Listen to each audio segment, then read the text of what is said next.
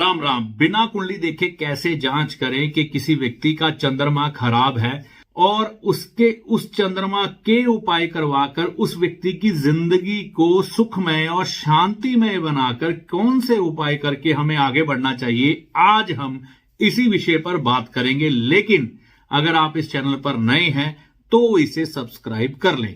तो आइए अब हम बात करते हैं कि अगर किसी की डेट ऑफ बर्थ उसके पास नहीं है या किसी को ज्योतिषीय भाषा समझ नहीं आती, उसे बोला गया है तुम्हारा चंद्रमा खराब है, या व्यक्ति को पता नहीं लग रहा कि वह अपनी कैसे कुंडली की जांच करवाए, उसका कौन सा ग्रह खराब है, तो बहुत सरल तरीका है चंद्रमा को जांच करने का। अब ये विधि क्या है समझे। 5 तरह की निशानियां बताऊंगा, अगर आपके साथ घटित हो रही है तो आप समझिएगा आपका चंद्रमा खराब है, अदरवाइज नहीं। सबसे पहली बात, आपकी माता को कष्ट या आपकी माता ही आपके साथ ना हो या माता का सुख ही आपको अच्छे से ना मिला हो तो आपका चंद्रमा खराब है, ये पहली निशानी। दूसरी निशानी क्या है, घर की सुख शांति खराब हो जाना, घर में पीस ऑफ माइंड ही ना आ पाना। आप देखिए ना, चंद्रमा जो है सफेद रंग को माना जाता है, रात के समय में सफेद चंद्रमा ही तो चमकता है जिससे हम चैन और सुख की नींद सोते हैं। तो सुख रात की नींद का, या जीवन में सुख शांति, रात के समय शांति होती है ना सभी तरफ, तो शांति अगर जीवन में नहीं है तो इसका मतलब चंद्रमा खराब है। तीसरा क्या वो सिम्टम है जिससे आपको पता लगेगा आपका चंद्रमा खराब है, प्रॉपर्टियों के सुख खराब हो जाते हैं, ठीक है ना। कई बार इंसान को प्लाट मकान है ना जो सुख देने वाले होते हैं, जब आप इंसान अपने मकान के अंदर जाता है, हालांकि मकान होता शनि का है लेकिन उसका जो सुख होता है ना वो चंद्रमा का होता है, तो मकान का सुख ना मिल पाना ये भी चंद्रमा खराब की निशानी है। आपके पास नगद धन की कमी होगी, नगद धन आपके पास जुड़ ही नहीं पाएगा या धन आपके पास जुड़ ही नहीं पाएगा। और आखिरी निशानी क्या है, धन आपके पास जुड़ गया, लोग अक्सर आपको इमोशनल करके आपका पैसा मार जाएंगे या आप तनाव में रहेंगे, परेशान रहेंगे, कहीं ना कहीं डिस्टर्ब रहेंगे, जिसे हम डिप्रेशन भी कहते हैं। देखिए, अगर हम कुछ एक उपाय चंद्रमा के प्रति दोहरा लेते हैं तो चंद्रमा अच्छे होने लग पड़ते हैं। सबसे पहले आपको भगवान शिव की आराधना करनी है।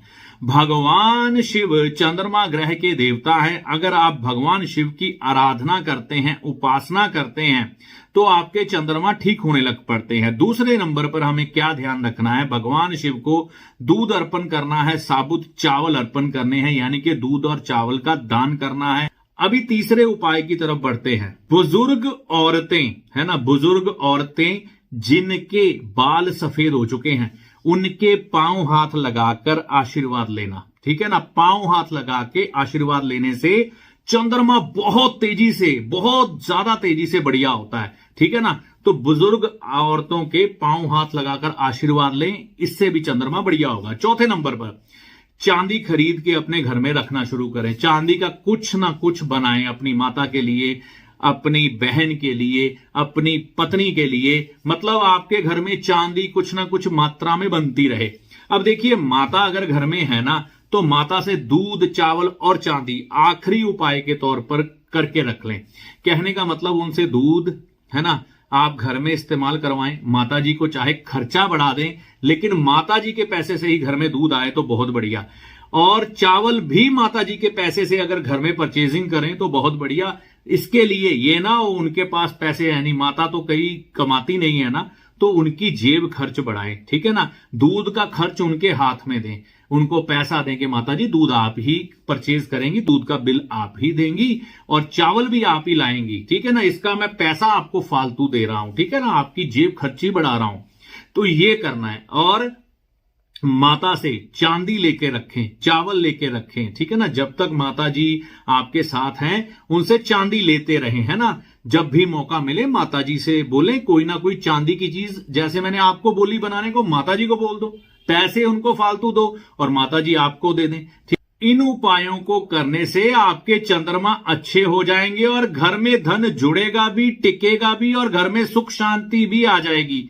तो उपाय करके देखें, माता रानी की कृपा से लाभ होगा। जय माता दी।